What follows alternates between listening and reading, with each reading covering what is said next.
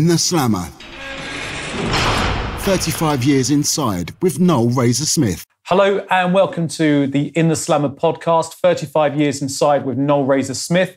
My name's Elliott Frisby and this is the podcast where we talk the truth, the whole truth and nothing but the truth.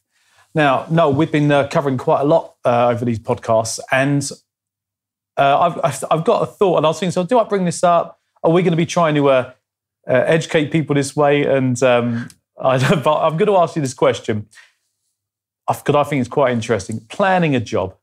All right. Now, you did over 200 armed robberies. Yeah. And, I mean, how do you even go about that? I mean, because you think yourself, you know, these are banks. I mean, is it a similar kind of planning for different types of crimes? Is it specific to armed robbery? How does it all work? I mean, how do you plan a job like that? Well, first, I'd have to say that probably around about 95% of this crime in this country is committed on spec, is committed on the spur of the moment, because criminals on the whole are not really organised people. You know, the kind of people who have to plan. The game I was in, armed robbery, as you say, I robbed a lot of banks, I robbed some security vans, some post office vans, a couple of post offices and various different places. And we found that before the 80s, the amount of planning involved is really quite minimal. You would have, if you're a professional armed robber, say, you'd already have, say, 5 or 6 jobs around in your head that you'd kind of half planned, if you know, I mean, hadn't put in the real work on, and you'd pick one of them. And the planning involves this. Say it's a security van, which, a lot of people rob them. You would have to find out where you'd see it. You go out driving around on a Thursday. Thursday used to be robbery day because all the security vans are delivering. So you'd go out driving around on a Thursday, you pick yourself out a van and you'd follow that van to its destination. Now, they obviously drop off and pick up in many places. You follow it in your area to somewhere that you're quite familiar with. So say they're stopping at a Barclays Bank on Streatham High Road. You'd then take a note at the time. And you'd wait the next week outside the same bank or across the road to see if the van turned up on time again and whether it was a weekly delivery.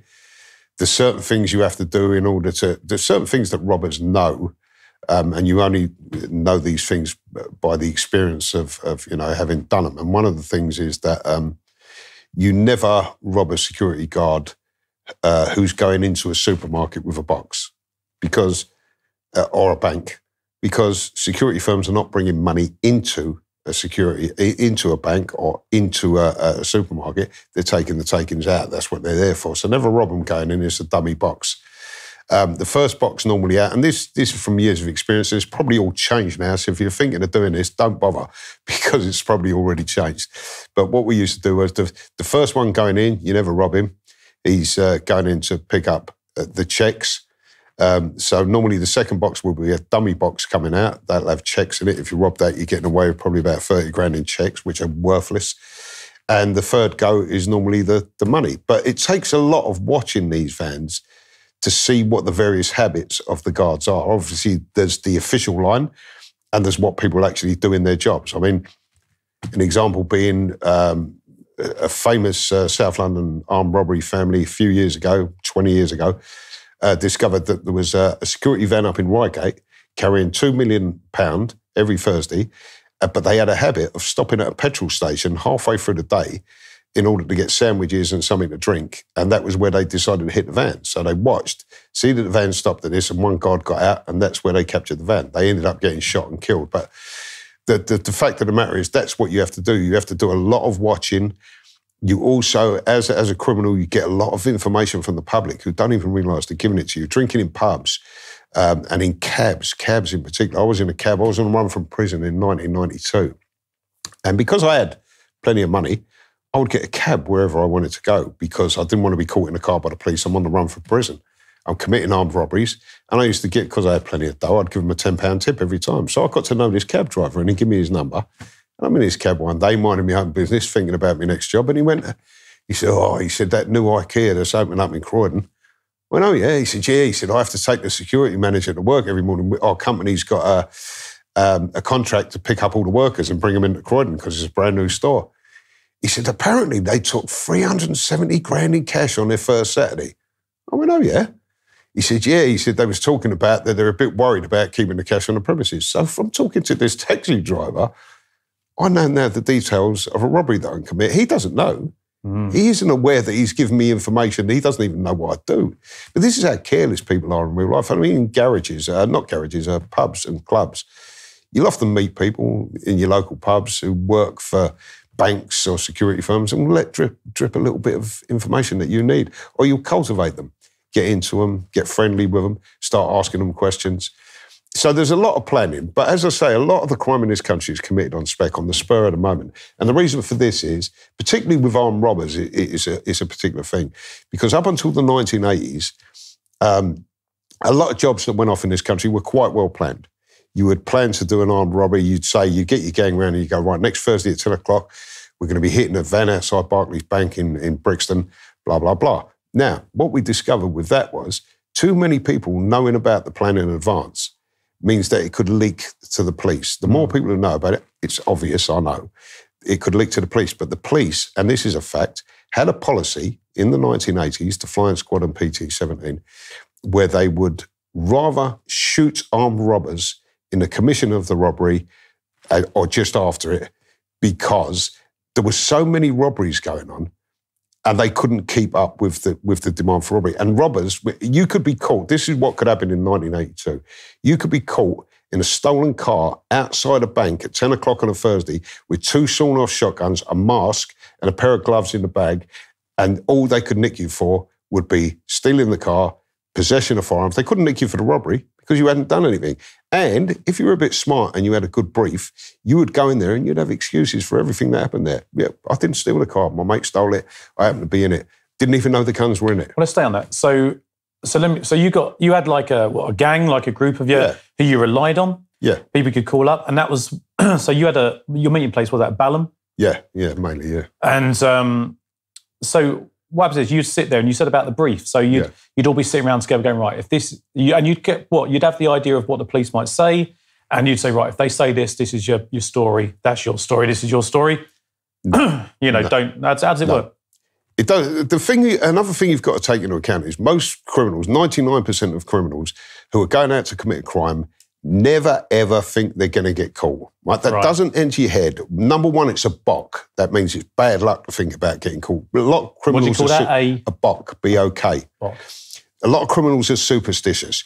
If you start talking about what might happen when you get caught, nobody wants to do the job. If you sit down and say to someone, yeah, we're going to do a bank next Tuesday, if you get caught, you're getting 15 years. But you go, whoa, hold up a minute. No, I want to hear about us getting the money and getting away and living the high life. That's what you want to hear about.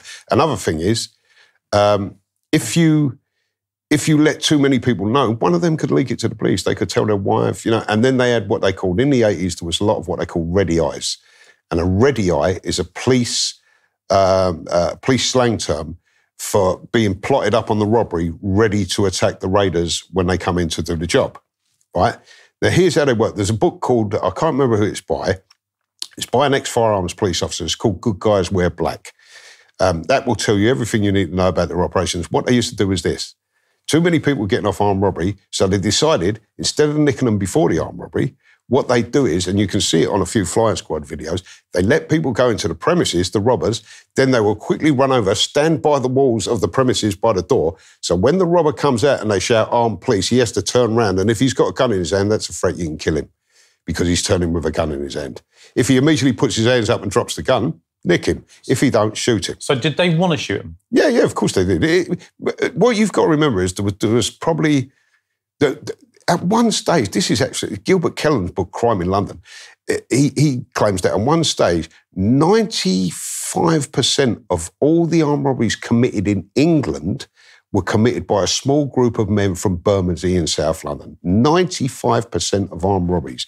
So the police know who these robbers are, and they know that 9 times out of 10 when they nick them, if they haven't got the money on them and they haven't committed the robbery, they're getting off. And the police got tired of that. So they would go out and commit more robberies. So the police decided, well, here's what we're going to do. We'll get them after the robbery. Now, that's the most dangerous time because you're coming out hyped up with your gun. You've just robbed the place with your bag of money. If you get caught then, there's no getting out of it. You've walked out the premises with the money and the gun in your hand. You can't say anything else. Oh, I was walking past and I happen to have a gun. So the police wanted that more. But that led to more shootings. Because as you're coming out hyped up with a gun, rather than when you're nervous going in and they nick you and you've got a gun on you, that was the way it was done. Now you're coming out, you don't want to get caught with the money, you're in a hurry to get away, you're more likely to get shot. And you can judge that by how many armed robbers were shot by the police in commission of armed robberies during the 80s and 90s. It is a high number. So I'm just thinking about going back to the gang. Is there, how close were you guys? I mean, and how do you choose them? How do you learn about someone who you don't go out to someone on the street and go, all right, mate, how you doing? Are you into armed robbery? I am. You wouldn't do that. And how do you know they're not a grass? And is there a little kind of underlying rule? It's like, look, you're on your own. If you get caught, you're on your own. Yeah. You don't say nothing. I'll take my last gang, the last gang I worked with. The press and the flying squad nicknamed us the Laughing Bank Robbers. That's because we like to have a laugh when we were committing a robbery. It wasn't all serious to us, yes, but we'd all been doing it for years.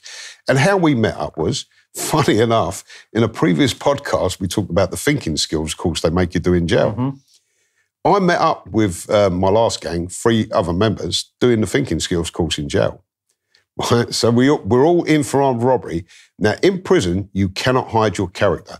If you're a grass, if you're a wrong 'un, if there's any whisper about you, it will be known in prison. So if you're a staunch guy in prison and people go, I say, what about Alan over there? And they go, yeah, he's a good geezer. He's a good fella. That's your recommendation. That's coming from other robbers who may have worked with him, who've not been grassed up by him. So it's kind of trial and error. But you learn who you can trust and who you can't trust. If there's somebody in jail with you who's doing 12, 15 years, and his co-defendant is still out, you're thinking, that's a stand-up guy. He's doing 15 years, his mate's out, he hasn't grassed nobody up, and he's doing his time like a man. And it's all about macho-ness in the criminal world, and that's what it's like in prison. So all the guys I was doing my robberies with the Laughing Bank Robbers, I met them all in jail. They all had previous for armed robberies. They'd all done the thinking skills course, so they knew how to plan. It's amazing for making you a good planner. So that's how you trust these guys. And some of them I've known since I was a kid, like other people I've robbed with. And the criminal world is quite a small one. So if anything happens, you hear about it pretty quickly through the grapevine. So if someone turns supergrass in North London or in Glasgow or in Birmingham, within a day you'll know, people will know, because people will be on the phone saying, have you heard about so-and-so? And what happens? What happens is they become, not so much in this prison, in this country, sorry. Bertie Smalls, the first supergrass in the 1970s, he put away a load of men for 138 years in total. And they put, I think it was a £50,000 contract on his head. He died of old age, living in South London. Nobody touched him. So that became then the norm for grasses. And a lot of people who give information, here's the thing, Elliott, right? Think about this for a moment. You're with 2 of your best pals, right? You've decided to go on a venture, rob a bank, say, and you get caught, and the police tell you, you're going away for 20 years unless you tell us exactly about the other 2, what they've been doing, and give evidence against them, then you'll be going away for 5 years. And what we'd do is you won't go into the prison system. We'll keep you in police cells in luxury. You can have what you like to eat. As long as you give us the convictions, we'll look after you. Now, when you're faced with that, with the reality of that, with the reality of 20 years imprisonment, right, or living a good life, a lot of criminals can't resist that now. They will roll over in a second. But I've been lucky, in most of the guys I've worked with in the past, none of them have ever gone supergrass or been a grass. And I can honestly say that none of them have put me in it. They've all been staunch people. And I think that's just like knowing people so well. Where you're in prison, you're living with them 24 hours a day. So you know all their foibles. If there's any sort of wrong thing they do, it will be known. So, it's a matter of trusting these people because they're the same as you. They've done the same as you've done. You talked about, so basically what you're saying is you're learning whilst you're inside. You're actually learning about other people as well. And when you get out, you might hook up or give such a call because you know that. But at the same time, you want to avoid, getting back into it if you can, which ties into other things we've talked about, maybe about work system. You talked about, teach people that they can earn good money whilst working. But when if you think about someone's inside and they go, do you know what? I don't want to do it anymore. I don't want it anymore. Would someone say, I respect that? Yeah. Done. So that's cool. They wouldn't push. No. They wouldn't push. No, if you do that sort of thing, criminals are they're not, I'm talking about professional criminals. I'm not talking about the kind of everyday run-of-the-mill burglars or shoplifters, but professional criminals who are risking huge amounts of time in prison, sometimes life, have to work with people. They have to be able to trust people that they work with. But at the same time, if somebody turns around to you and says, look, I don't want to do it no more, and I've had that before in the past, you say, good luck to you. Because what's the point of trying to keep them doing the thing they don't want to do? They become a liability. You know, if someone doesn't want to do what they're doing, if they're happy to do it, everything's great. If they don't want to do it, they feel as though they're trapped, you're going to be the target. You know, so you've got to look at things sanely and logically, and you've got to say, right, if you don't want to do it, fair enough. It's no skin off my nose. I can get someone else. Because there is a loose fraternity of criminals in that kind of level, and we all know each other, or we know of each other. So if one of my gang members says, look, I've finished with it, I get on the phone to somebody else I know who's been working for 20 years and go, listen, you got anybody who you could recommend to me? Right, and that's how it works. Yeah. You come in by word of mouth. Like finding a plumber. Yeah. We go, you got a good plumber. Well, actually, I did a job with such and such. I need a getaway driver. Well, I've got so-and-so. What's he like? Does he drive fast? What's his, what's so his we're demeanor? talking trust here, aren't we? Yeah. We're talking trust. When you finished your last sentence, or any sentence really, did you have trust issues? Do you still have trust issues when you're meeting people for the first time? Is that something that stays with you? Oh, yeah. Yeah. I mean, massive trust issues because, the world I've lived in, really, even though the people around me were staunch, you can't help but see the other wrong-uns who've ratted out or who've turned or betrayed people or, have no loyalty at all. So that kind of makes you feel as though the whole world could be like that, apart from the few chosen ones that you've picked to be around you. This is kind of an ego thing. You pick the people to be around you and the rest, you don't trust nobody because this is the kind of thing that, that really marks prisoners. When you're in jail, you can't have any trust in anybody. You can't have no trust in the staff. Another example being I was down a block in a prison. I'd been taken down there. I'd threatened a load of screws and they told me, this is what prison officers are like. They went, we're not going to beat you up. And I'm going, yeah, you're going to beat me up, so let's have it now. And they went, no, we're not going to beat you up. So they went, no, we don't do that in this prison. So then they take you into the cell and they go, all right, strip, because you've got to put a uniform on to be down there. And I actually said to him, I said, as soon as I start stripping, you're going to beat me. No, we're not. I've got down to me boxer shorts and about 8 of them steamed in the cell and beat the life out of me. So you have trust issues all the time. People will tell you anything in jail. When was that? What year was that? Oh, that would have been 93. Yeah, 93. 93, so not long ago. No. You learn from jail and from the criminal world that really, essentially, nobody can be trusted unless they're blood, unless they're family. But you have to trust people to a certain extent, but that doesn't mean you trust everybody. You pick who you're going to trust. So basically, you do something. Let's just say there's someone watching this right now and they're thinking, I'm going to do a job, in whatever it may be, or it could be anything. It could be like smuggling or whatever it is, something that could give them time. Yeah. As soon as they've done it, the way I see it is they're going to be looking over their shoulder for the rest of their lives. Because if you're saying, because as soon as you've got the trust issues, let's just say you go in prison and you got the crap kicked out of you, for example, and all the other things that could go on inside, and you're coming out with the trust, then is it a case where they'll be looking over their shoulder? Is that something they're going to have to carry with them? What's it like? What do you mean if someone's betrayed? What I mean is that, let's just say someone's watching this right now and they're thinking, I'm thinking of doing something. Yeah. Yeah. And they could end up inside. All right. And they've never been inside before. Then they're going to have to, the rest of their life is going to be affected, surely. Of course, yeah. Prison. Well, a lot of people don't understand. Prison ruins you as far as that kind of thing goes. The biggest affliction of most people in prison is paranoia, because it's a paranoid place that breeds paranoia. So even if you go in there happy, sunny disposition, you're going to come out there suspicious and bitter at what's happened to you in there and the things you've witnessed. You don't. Where else in this country can you go away for 6 months and see maybe an average of 3 dead bodies in that time where you actually live, people who've killed themselves or people who have been killed, where you've seen so much blood, people self-harming all the time. It makes for a very tense atmosphere.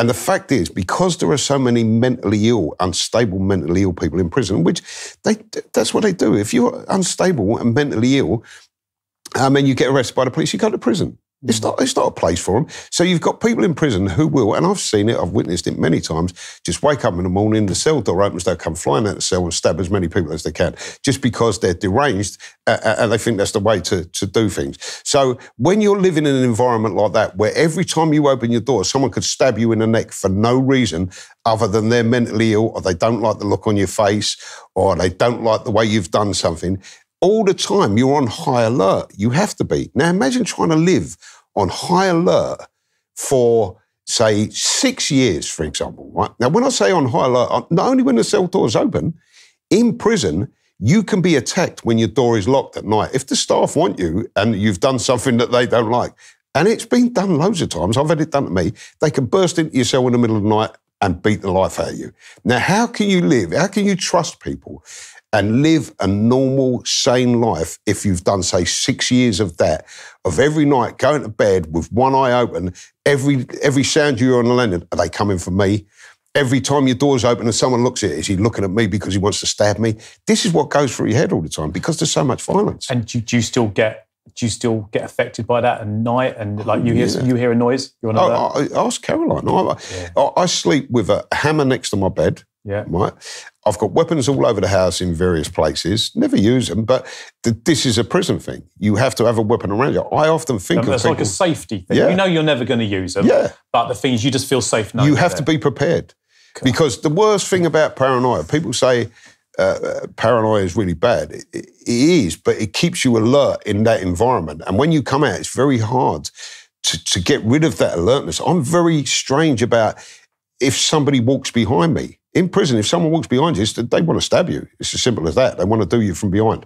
So I'm very careful about people. I'm very conscious when I'm on the streets, especially at night. Nobody could ever creep up on me. I'm always prepared. And that is a hangover from prison and crime because you have to be prepared to defend yourself at any moment. You know, you never know where it's coming from. Another example, in Whitemore prison, I've seen a geezer get stabbed 9 times, not because he'd done anything, but because his mate owed somebody on another wing and the guy hired a hitman for, 6 grams of heroin and went, right, kill him, and if you can't stab him, stab one of his pals. Now, this geezer had nothing to do with anything, but he's on the yard, bang, he gets stabbed. You know, it's as simple as that. Now, think about living in an environment like that where you can be stabbed at any moment. Not only that, the people, this is even worse, the people who are supposed to protect you are part of the game as well, because they might come and beat you up if you're not nice to them. So you've got no one to go. Who can you go to in prison? You can't go to the staff. If you go to the staff and say, listen, I'm in danger of being stabbed, they go, join the queue. Everyone's in danger of being stabbed in prison. So, you know, obviously that upsets your mind. And when you come out, it's very hard to get rid of that. It really is. Well, I'd say, if that don't make people think before they act, then I don't think much will. But I appreciate your honesty, as always. Appreciate that. And remember, if you've got a question that you'd like to ask Noel, if you're just interested in what life's like, or like we talk about the planning today, anything like that, or maybe you're going through something, you just need a little bit of confidential advice. All right. As we talked about previously, Noel is the commission editor at the Inside Time newspaper, and there is advice to be given. So if you're watching on YouTube, watch your message below. Or you can email us, and if you're listening on the podcast, email us at intheslammer, that's intheslammer at MonkeyNutUK.com. We'll do our best to respond. We can't promise we will, but feel free to give us a nudge if we don't get back to you, and it's important to you, all right? So, and remember to hit your like, share with your friends, and give it a like and a subscribe. Noel, as always, thanks for your honesty, mate. I appreciate it. No problem. Cheers. You've been listening to In the Slammer with Noel Razor Smith, hosted by Elliott Frisby, music by Andrew Stamp, produced by Chris Byland, recorded at MonkeyNut Audiobooks. For more information, visit the In the Slammer Facebook page or visit MonkeyNutUK.com. If you have a question or want to contact Noel Razor Smith, then please email intheslammer@monkeynutuk.com.